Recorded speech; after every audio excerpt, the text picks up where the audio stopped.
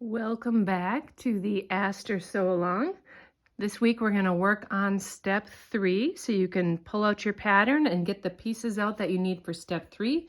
And the pieces that you'll need are 8 matching rectangles like this and the cream 2 3/4 inch background squares like this.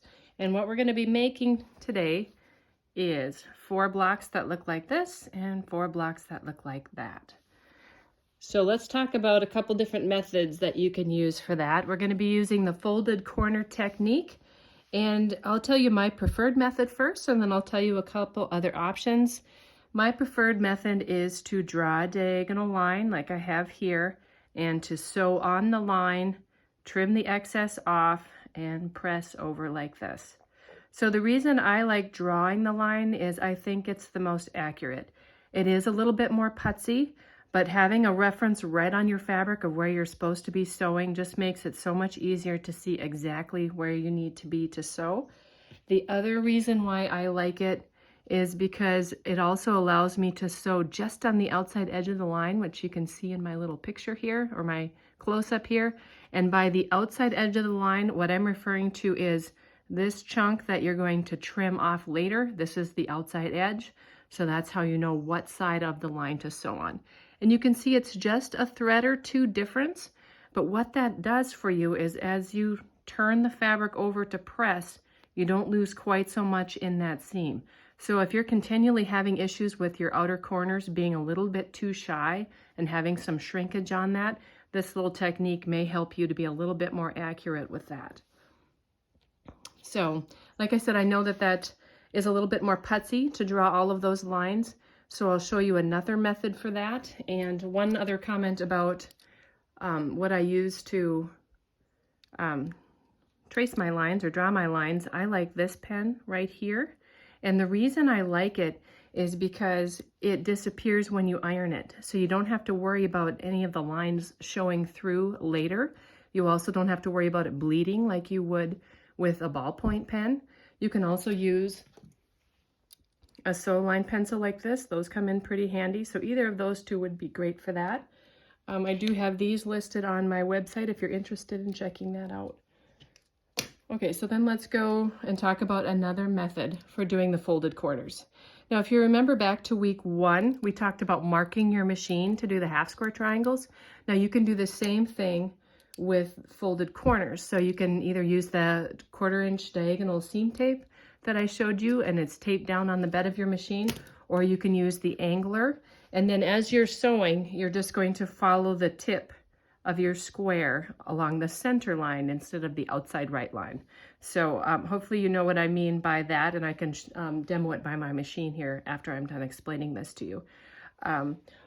One other method that you can use as well, if you prefer to cut first, you can use the Creative Grids folded corner clipper, and you get your blocks nice and lined up, and you lay this on top and you trim first. And then you do the same thing on the reverses. So it's important to have them perfectly lined up before you start, and then you can sew 1/4 inch away from that cut line and then press, and then all your trimming is done quickly ahead of time. So the only thing about that method is then you have a bias edge along here that you have to worry about not getting stretched out.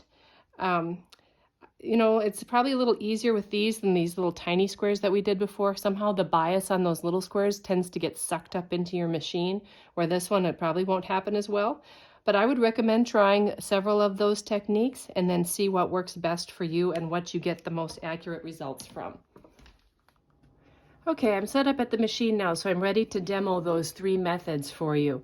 The first one we'll do is my favorite method, and that's the one where I have drawn the line. So that's, of course, super easy. We don't need to worry about any markings on the machine. We're just going to keep the needle on just the very outside edge of that drawn line as we sew, going from corner to corner. So the next method is, let's use the diagonal seam tape that I already have on my machine. So get your square nice and lined up. You can take the first couple stitches in that corner, Then what you're going to do is refer down to the bottom of the square right here and just make sure the tip of the square follows perfectly along that red line as you sew. So that's the method that eliminates the need to draw all of those lines. Then let's sew the one that we've trimmed with the folded corner clipper. The only thing to keep in mind when sewing this one is not to stretch while you sew. So you're not going to go like this and distort that block as you're sewing. So I'm just using my fingers in the middle just to guide rather than holding on to the bottom while I sew. And that will help keep that bias edge from stretching out. So those are the 3 methods that you can try. Again, feel free to give them all a try and figure out which one you like best. And you can always let me know in the comments which one you prefer. I'm curious to see if it's what I like best or if there's a different consensus, I guess. Okay, I've gone through and I've sewn my blocks like this. So you just need to make sure that you make 4 and 4 reverse. So don't sit down and sew them all in the same direction. Make sure you have half going this way and half going that way. Then when it comes to pressing, I press toward this little outer corner on both of them. Then let's talk a little bit about cutting those pieces. So to make it go faster, I use that same method for trimming off those outer corners that I showed you before. And that's where I just lay that line going down the center along one of the cutting lines on my mat. And just lay a whole bunch of them out at once, like so. And then just make sure you have a nice sharp rotary blade. And then use the 1/4 inch marking there on your ruler and cut all those off at once. So that'll save you a little bit of time when you have so many of these that you need to make. So there are 8 of each color. I'm doing 12 blocks, so that's 96 of them that you'll need to do. And then one other thing I want to comment on, and that's on this block that I have laid out here. So do you remember in the cutting instructions I talked about if you use a directional print, you need to cut, differently? I have 2 different diagrams in the cutting instructions. And that's because you need some that are laid with the print going this way and some that are laid with the print going that way. So if it helps you, you can lay them out like I've done here, because this block that we worked on last week will tell you the direction of which way those pieces need to go. And if you're having trouble with figuring out where your squares would be, you can do like I did when I was first laying these out, and I lay them out in the direction they want to go, and then I lay my line that I've drawn in the direction that needs to go, and then I carry them to the machine like this with the lines drawn so that I don't get them turned around. So one thing to keep in mind, this block again is the same as this one down here, and this is the same as this one as far as where the direction of the prints goes. So again, you can make 2 like this and 2 like this. So you may need to lay them out like I did. I always find that's the most helpful, is just lay them out so I have a visual and then carry them to the machine in this order. And I feel like I do a little bit less ripping. So that's just the one fussy thing that you need to pay attention to on a couple of those prints if you have directional prints.